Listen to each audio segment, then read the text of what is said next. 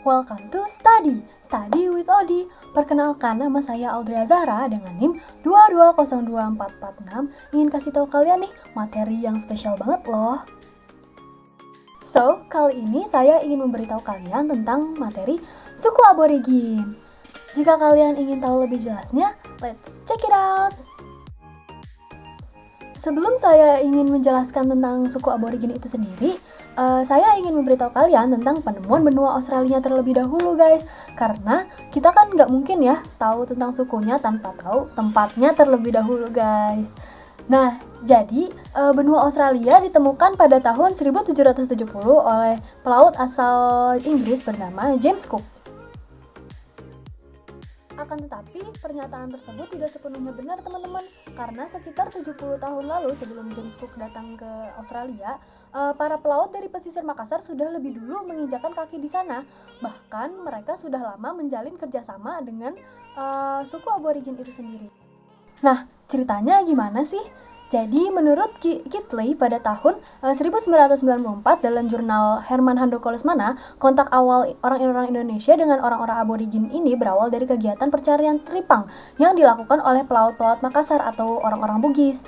Tripang merupakan sejenis ikan laut yang berbentuk mentimun yang sangat laku dijual kepada saudagar-saudagar Cina. Karena pencarian tripang inilah, orang-orang Bugis mampu mengharungi lautan hingga mencapai pantai bagian utara benua Australia dengan terlebih dahulu singgah di pulau-pulau kecil di ujung timur. Nah, tadi kan sudah dijelaskan tentang penemuan benua Australianya. Sekarang saya ingin menjelaskan tentang negara Australianya. Australia merupakan benua yang letaknya berdekatan dengan Indonesia. Meski menjadi benua tersendiri, Australia masuk dalam lingkup benua Asia, teman-teman. Dalam sejarahnya, sebelum masuknya para pendatang dari bangsa Eropa atau orang kulit putih, Australia memiliki penduduk asli yang dikenal suku aborigin. And voila, this is aborigin. Suku aborigin adalah suku pertama yang mendiami Australia dan diperkirakan hidup di benua ini sejak 50.000 tahun yang lalu. Nah, tahu nggak guys, nama aborigin ini berasal dari bahasa Latin, yaitu aborigine, yang berarti awal. Suku aborigin adalah penduduk asli Australia yang diperkirakan memiliki kemiripan dengan manusia purba guys, yaitu Homo ajacensis. Suku aborigin ini awalnya menetap di sebuah daratan yang sangat luas teman-teman, yang karena proses alam terbelah menjadi dua, yaitu Australia dan Pulau Papua. Nah, tahu nggak? Sebanyak 250 bahasa dan 600 dialek berbeda dipakai oleh suku aborigin yang tersebar di seluruh Australia teman-teman. Keren banget ya? Nah, ada dua kelompok nih teman-teman, yaitu suku aborigin yang mendiami Australia setelah Inggris menjajah pulau tersebut pada tahun 1788. Nah, yang kedua adalah penduduk dari Kepulauan Selat Torres. Penduduk ini juga tinggal di Queensland, yaitu negara bagian Australia dan Papua Nugini. Mereka ini berasal dari Melanesia yang memiliki budaya berbeda nih dengan aborigin di benua utama. Selain itu, suku aborigin juga mempunyai ciri-ciri fisik loh teman-teman. Yang pertama adalah berkulit gelap, rambut keriting, bibir tebal, kelopak matanya lurus, dan bertubuh pendek. Nah, kalian kan sudah tahu ya tentang ciri-ciri fisiknya. Sekarang saya mau ngasih tahu kalian nih tentang pakaian, rumah, dan senjata dari suku aborigin. Jadi, suku aborigin ini memakai pakaian khas yang terdiri dari gelang, kalung, dan bulu yang dipasangkan di kepala. Wajah mereka juga diwarnai dengan bahan-bahan alam teman-teman, kayak di gambar ini. Sedangkan untuk senjatanya, suku aborigin menggunakan tombak berburu yang terbuat dari batang anggur Tecoma. Batang pohon anggur merambat ke tempat lain. Suku aborigin ini meluruskan batang itu untuk menjadi senjata. Dan untuk ukuran tombak itu tuh sekitar 270 cm. Selain itu terdapat Woomera. Woomera merupakan pelempar tombak yang dibuat dari kayu mulga. Kegunaan senjata ini dirancang untuk meluncurkan tombak.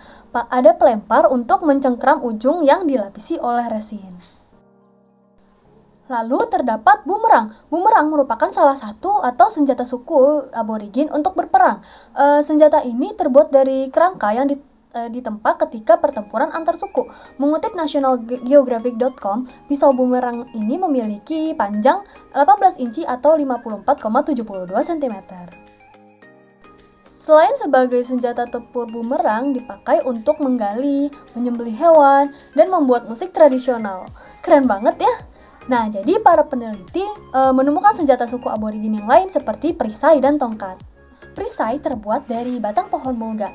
Pria di suku aborigin ini memakai alat ini untuk pertempuran dan upacara adat. Seperti senjata lainnya, desain perisai bisa bervariasi di wilayah yang berbeda. Banyak perisai yang memakai corak tradisional, sementara perisai yang dibuat suku lain itu agak polos, guys. Jadi ini agak unik ya. Nah, tadi kan sudah dijelaskan tentang senjata dan pakaian. Masa sih nggak tahu rumahnya? Nah, jadi untuk tempat tinggalnya, suku aborigin membentuk rumah sederhana dari ranting dan kulit pohon yang disebut gunya. Beberapa suku menetap di pedalaman hutan dan ada juga yang tinggal di pesisir. Namun, ketika Inggris mulai menjajah Australia pada tahun 1778, diperkirakan terdapat 750.000 hingga 1,25 juta suku aborigin yang hidup di benua itu. Dan pada akhirnya, suku aborigin memilih untuk pergi dan menjauh dari orang-orang Inggris ini. Nah, kalian juga harus tahu nih, bahkan sampai tahun 1965, mayoritas suku aborigin tidak memiliki kewarganegaraan penuh atau hak suara. Jadi, pada tahun 2008, Perdana Menteri Australia, Kevin Rudd, mengeluarkan permintaan maaf secara resmi atas tindakan negaranya terhadap suku aborigin. Padahal kan suku aborigin ya yang menginjakkan kaki pertama kali. Jadi, saat ini diperkirakan jumlah suku aborigin di Australia hanya sekitar 144.000 jiwa. Nah, jadi ratusan jiwa yang tersisa terusir ke wilayah gersang dan tandus. Akibatnya, mereka terkena wabah dan kelaparan yang berujung pada kematian. Ditambah lagi adanya perang antar golongan suku yang membuat jumlah mereka itu semakin sedikit. Dan mereka itu terus berusaha untuk mempertahankan warisan budaya leluhur mereka dan berjuang untuk memperoleh pengakuan dari pemerintah Australia. Nah, begitulah penjelasan tentang suku aborigin yang dapat saya jelaskan. Kurang lebihnya mohon maaf, saya Aldria Zara dengan NIM 2202446 pamit undur diri. See you next time and bye-bye!